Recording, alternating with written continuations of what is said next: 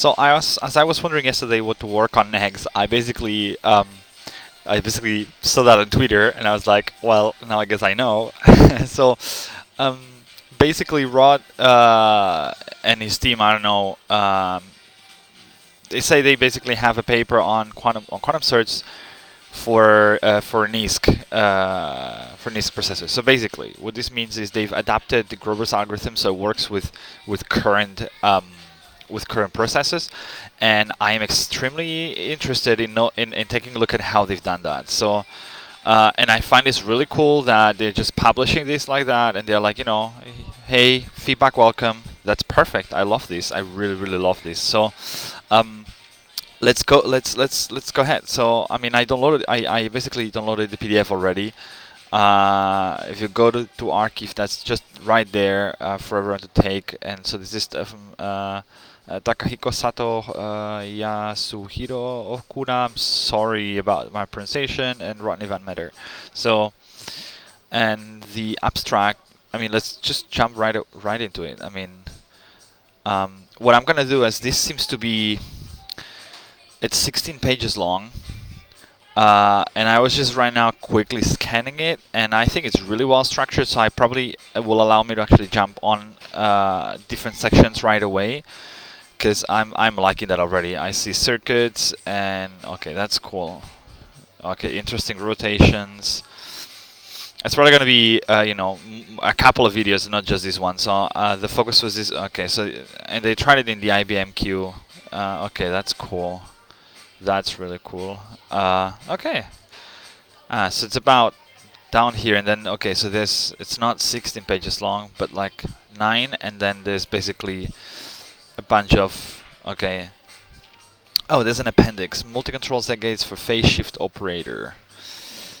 We'll probably have to go through that as well at some point. Okay, that's interesting. Performance. The performance. Are they using density metrics to analyze the performance, or what is this? That would be awesome. Okay, cool. That's really interesting. Okay. Ooh, nice, nice. I'm sorry. I did diffusion. I see that it's a. Seems like they're splitting this stuff into smaller steps, maybe to reduce the possibility of error. I don't know if there's gonna be some error correction in it as well. Interesting. Okay, let's jump right into it then. I guess the first section is probably a bit more of an introduction.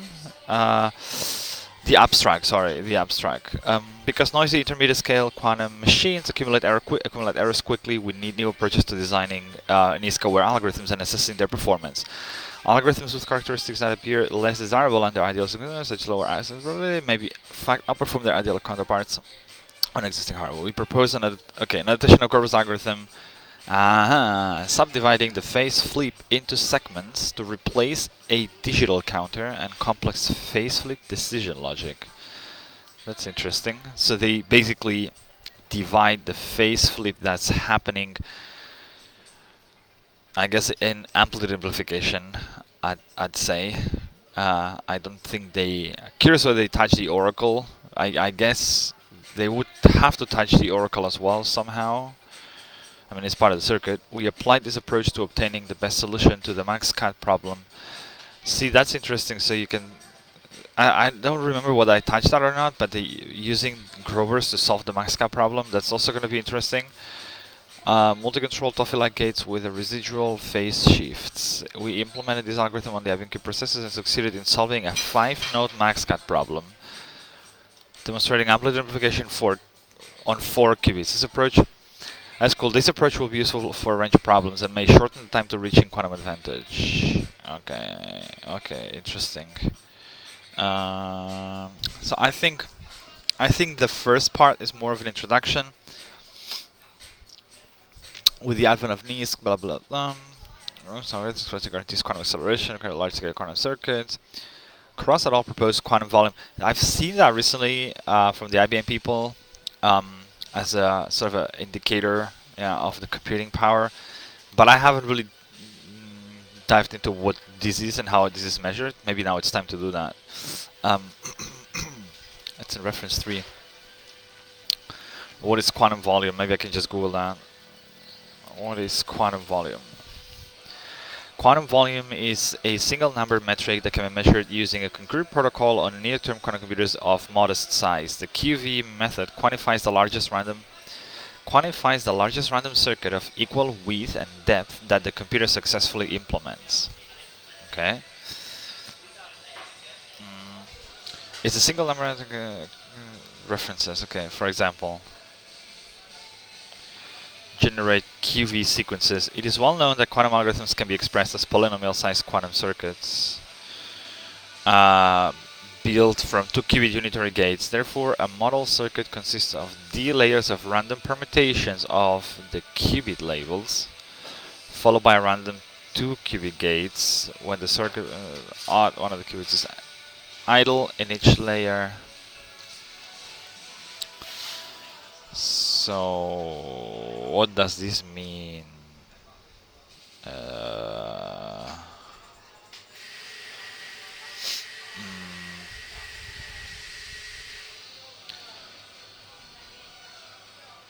More precisely, QV circuit with depth d and width m is a sequence of U gates, I would say, of gates, okay, of d layers,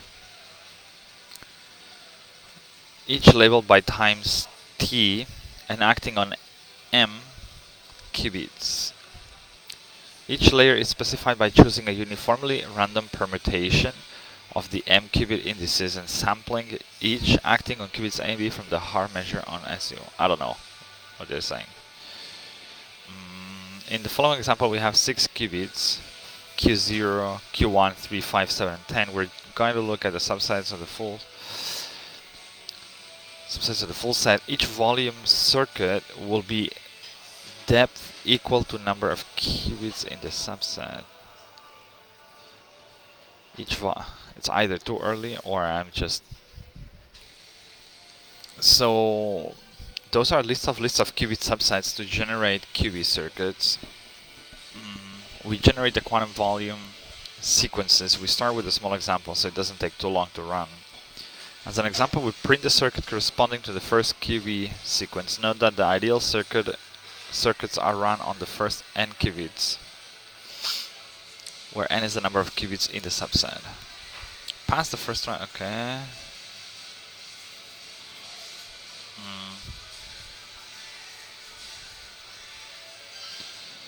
Okay, so those are like random, okay. Simulate the ideal QV circuits. The quantum volume method requires that we know the ideal output for each circuit, so we use the state vector simulator in IAD to get the ideal result, okay. Next, we load the ideal results into a quantum volume field feeder, calculate the heavy outputs. To define when a module circuit has been successfully implemented in practice, we use the heavy output generation problem. The ideal output distribution is where this is an observable bit string. Consider the set of output probabilities given by the range sorted ascending. The median. The heavy output generation is to produce a set of output strings that more than 2/3 are heavy. As an illustration, we print the heavy outputs from...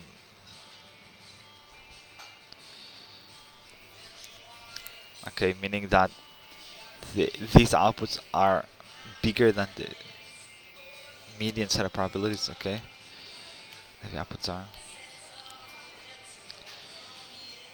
QV. So define the noise model. Define the noise model for the simulator. Simulate decay. We are depolarizing our probabilities to the C0 and the U gates.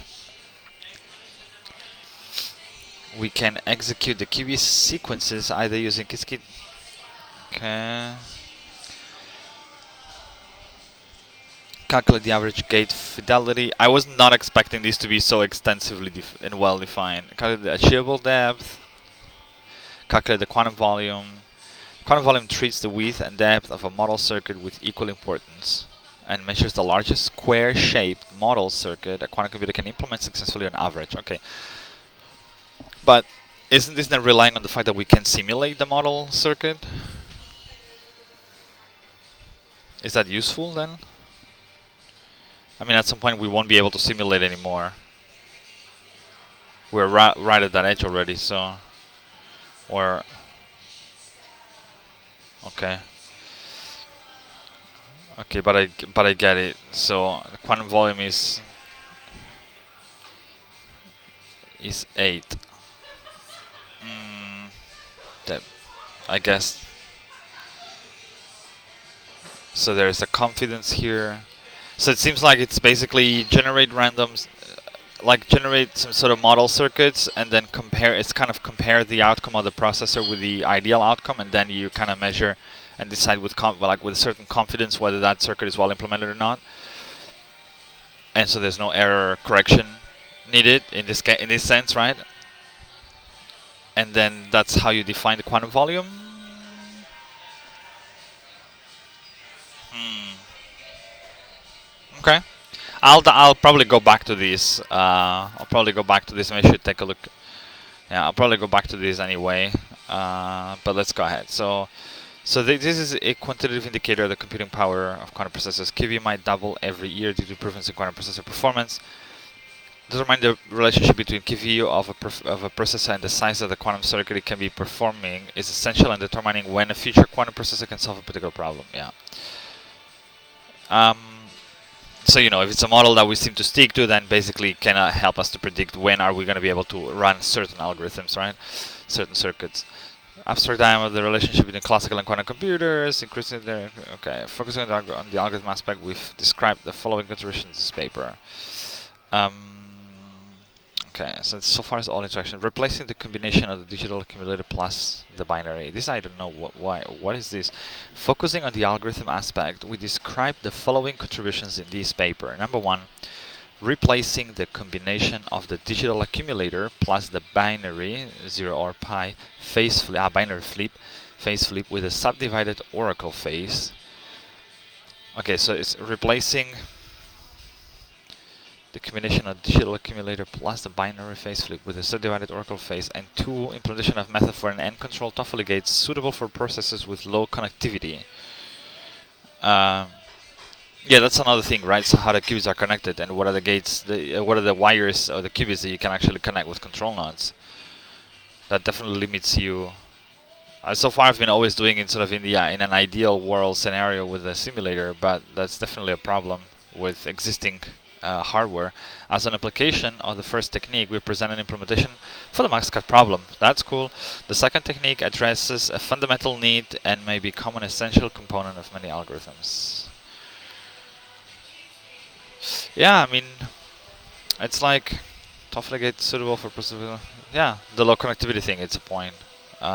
Using these approaches, we have attempted to clarify the relationship between Grover's algorithm and QB. Okay, as a preliminary step, we design an algorithm to obtain an exact solution in the max-cap problem. In this section, when the input length exceeds 4 qubits, the total number of control node gates exceeds 100, and present-day quantum processors cannot obtain a useful answer. To miniaturize the algorithm as much as possible, we reduce the weight of the control node gates used in the diffusion operator and adapted the phase information fragmentation in the oracle. Although this makes it possible to realize a smaller... So how did it phase information fragmentation in the oracle? Tell me it's loud. I mean, okay, it's pretty loud here. I hope you don't hear that because I'm tweaking with the microphone. Stuff like here. That's making me a bit... I feel I'm in a rush, but this is also because of the excitement. Because I feel that's the type of stuff that I like doing the most. Although this makes it possible to realize a smaller quantum circuit than the above algorithm, it is not possible to transform a given problem into a decision problem. So we cannot call our solution NP-complete. The correctness of the solution obtained depends on the average degree of the graph. Okay. I mean, this is okay. So background. Maybe I'll skip to that. Here's more about where this is being executed and what are the outcomes. I mean, we'll come to this at either there's a conclusion section, or we'll come back to this to kind of go through the numbers. I'm just interested in the actual algorithm design. So, Kerbal's algorithm is a quantum search algorithm to find the index of a target element. Given f and y on square root of n operations with a high probability where n is the number of qubits and n equals to the power of n is the size of the least. The feature of this algorithm is that even if the database is disordered, the square root acceleration is guaranteed with respect to the classical search. So here's the procedure. Initialize, we know that. Initialize, prepare the initial state zeros and apply Hadamard gates to create a superposition. Then we've got the oracle to invert the sign of the target elements. Yeah, and here the exactly element or elements. Here f of fx equals 1 if x is the target element, otherwise 0.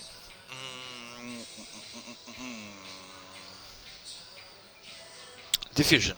Apply the diffusion operator to amplify the probability amplitudes of the target elements. We also covered that in my Grover series.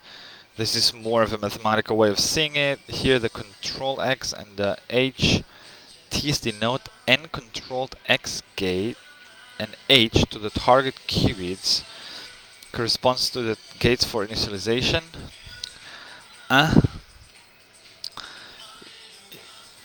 So diffusion is okay. Oh yeah, I mean I've seen that expression.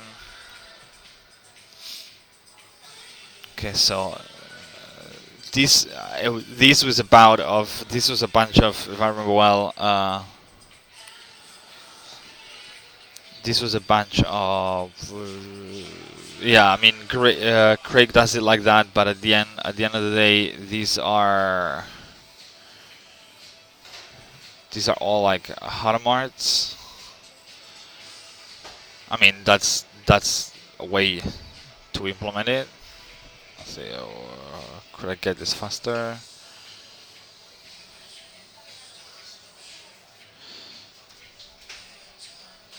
What am I doing? And then was it? No, was I think it was. I think it can stay like this. Actually, I don't know. Yeah. So this is the diffusion operator, and I guess that's what here they mean by Hadamarts.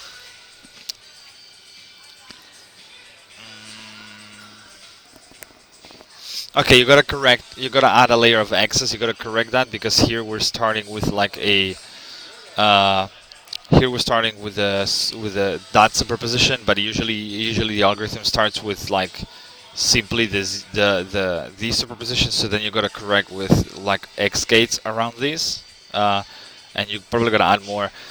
But this is what this is saying, right? So Hadamars, then a layer of x gates, and then what is this?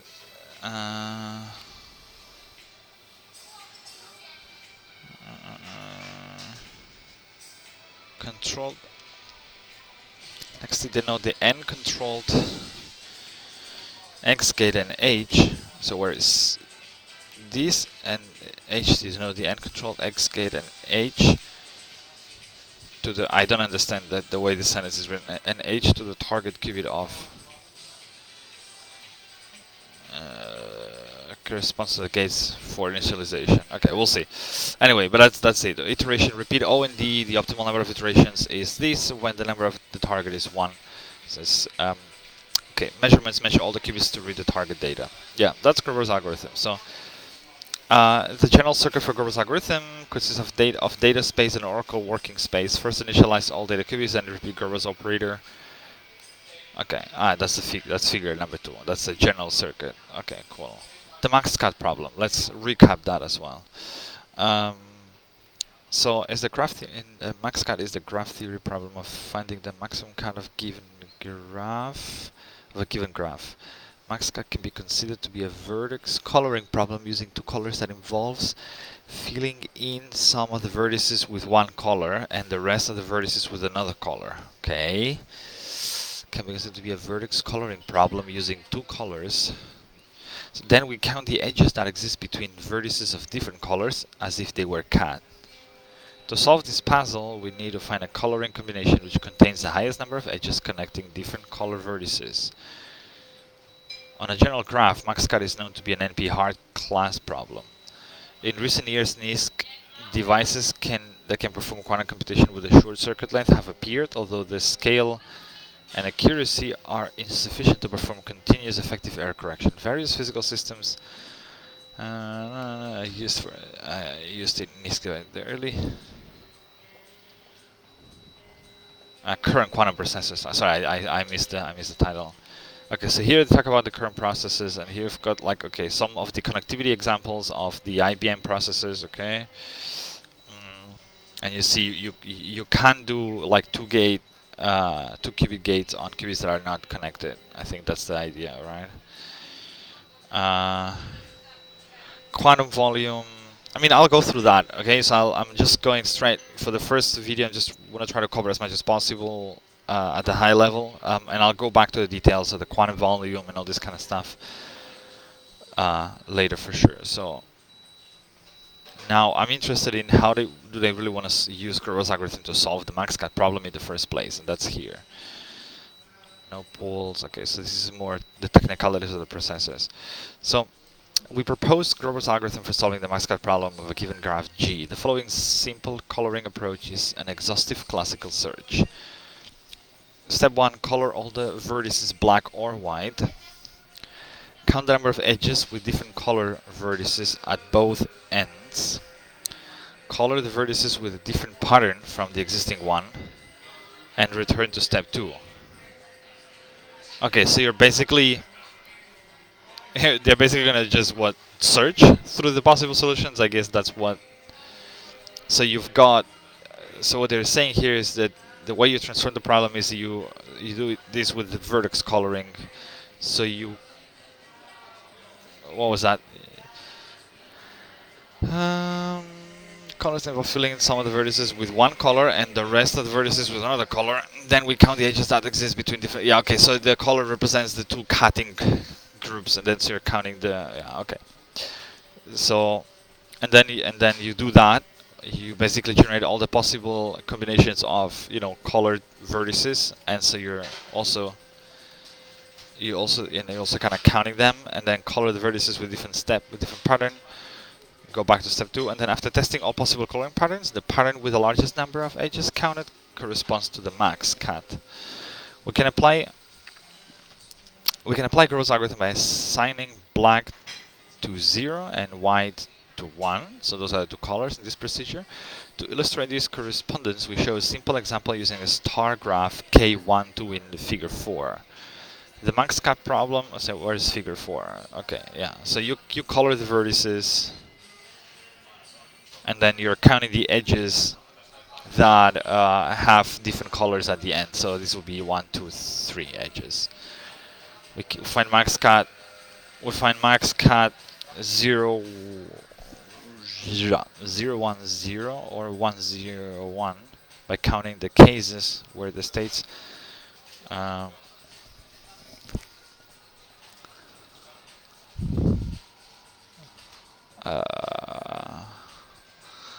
Wait a second. But how is the solution encoded?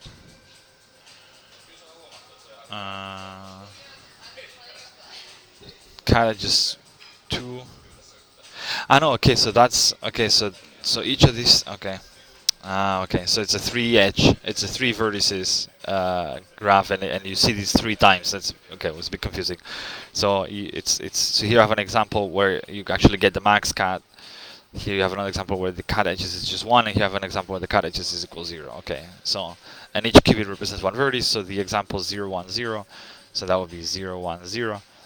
Or 1, 0, 1 are basically solutions for this. Okay. The max cut for a graph with m edges and n vertices can be found by the following procedure. Set the threshold value t lower or equal than m. Threshold value t. Okay. M edges. Yeah. Initialize all n qubits to the plus state. Flip the sign of the input where the number of edges to be cut exceeds t. That's what the oracle is doing. Flip the sign of the input where the number of edges to be cut exceeds t. Amplify the probability of any input whose sign is inverted. Repeat steps 1, 3. Square root of 2 to the power of n times. Step 5, increase t if the output is legal for the graph. Ah, okay. Decrease it if the output is illegal. If t turns to a value taken in a prior iteration, then you got a max cut. Okay, and the algorithm ends. Otherwise, otherwise the process returns to step 1. So basically, okay. So basically, this is like, yeah. So m is then the max amount of edges. So you're never gonna get more than that, definitely. And so you're setting a t at some point, and then you're okay. So you must have an oracle that basically flips the sign, where basically if you count the number of ones, no, sorry, the number of yeah, the number of different. Yeah, but wait a second. How are you gonna count? How are you gonna count that? I'm curious. If you're just encoding, uh,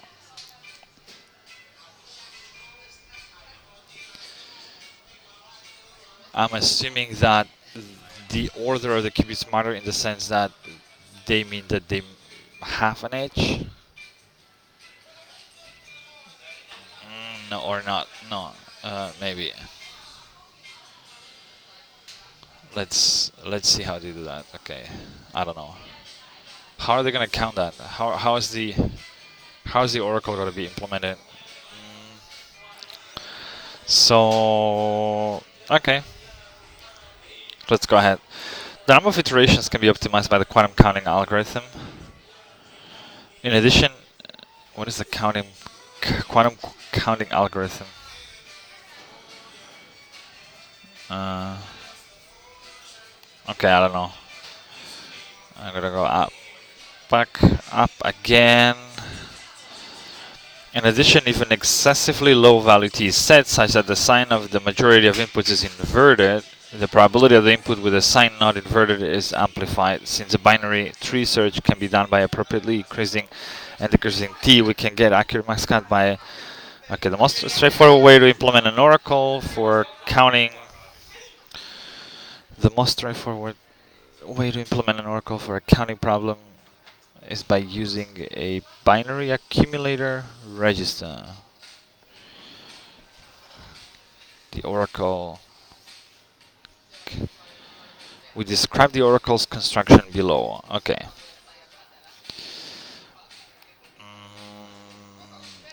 We discuss how to apply the above procedure when given a star graph. First, we prepare 5 data qubits to describe the state of nodes. Star graph. So okay.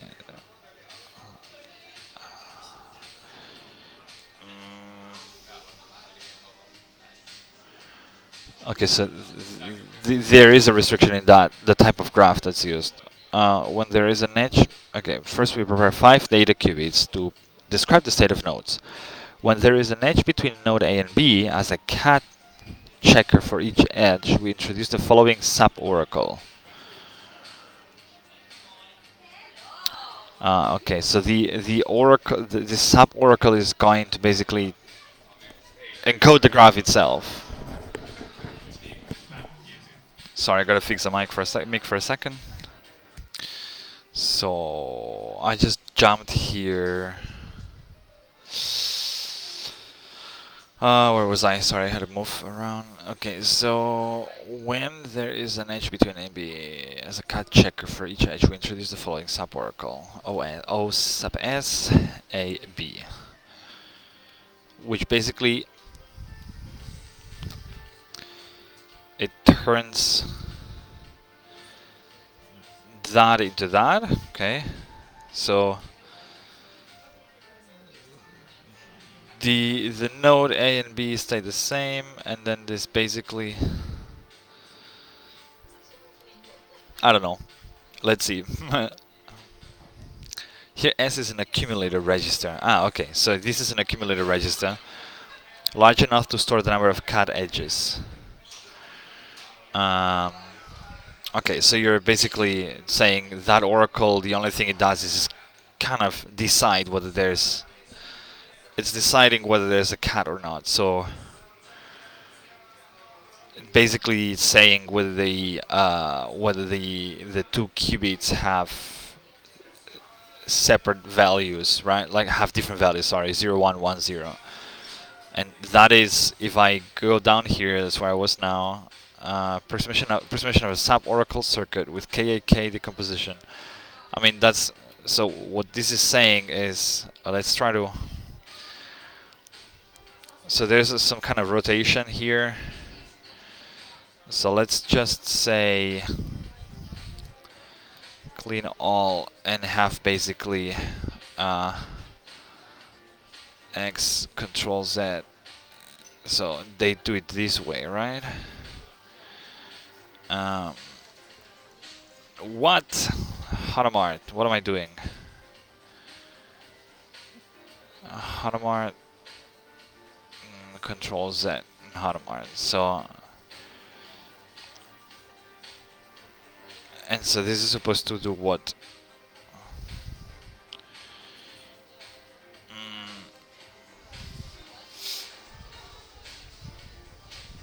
But where is the counting? Where's the counting cap? So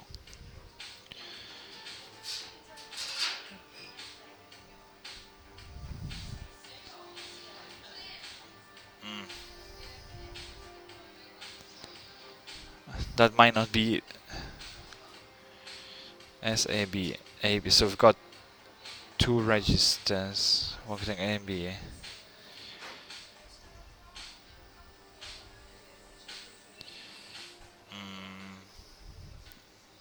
Implementation of Oracle. So due to the current within the framework custom, we need two to execute the. When the set is not 0 or pi, the sub oracle consists of the following gate sequence. Due to limitations of the current IBM Q processes within the framework of CASM, we need two control X gates and single qubit gates to execute one controlled rotation. Here the error values on single qubit gates are so there's a KK decomposition. Okay, we'll have to take a look at that as well. But still, approximation. That's the approximation.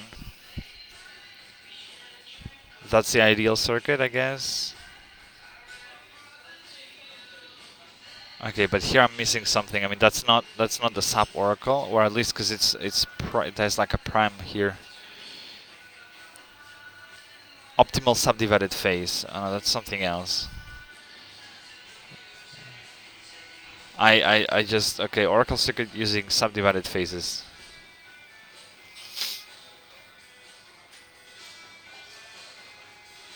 I was kind of missing a circuit for these, and I thought, oh, this is it. Okay, I'm stupid. I'm stupid. That's what happens when you try to go too fast. So you've got 3 qubits, and then this is your counting register. So you have like the incremental thing in here. So it's literally control not, and then you've got like a increment gate.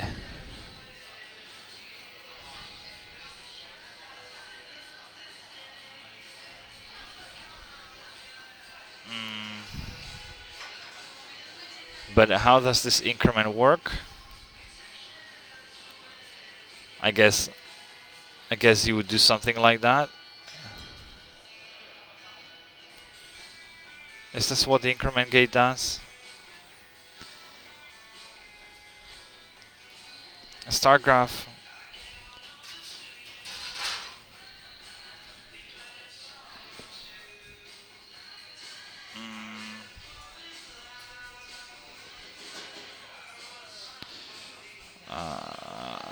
Oracle circuit design. So after the execution of OS for all edges, we set the threshold value T. Okay, we know this. Some of the cover phase shift depression appendix A. Phase shift. data accumulator. I don't know, but I'm not interested in this yet. I'm interested just in the sub oracle. Um, so if this is, so how would you do that? If this is each node number denotes the corresponding data qubit. B, if the states of the qubit A and B are different, the cumulative register becomes itself plus 1. Okay. And so they are going to be different because that's equivalent to an XOR if this is 1, right? So if you've got 0, 0, basically nothing's going to happen. If you've got like 1, 1, then it's also nothing's going to happen. If you've got 0, 1, then it's activated. If you've got 1, 0, then it's going to be activated. So that's what you... okay, and then you undo. Yeah. So basically,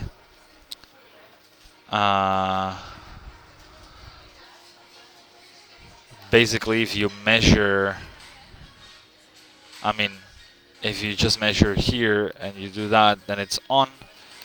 Now it's off. Now it's on, right? So if we take a look at a chance display and we basically turn that into superposition, then we see that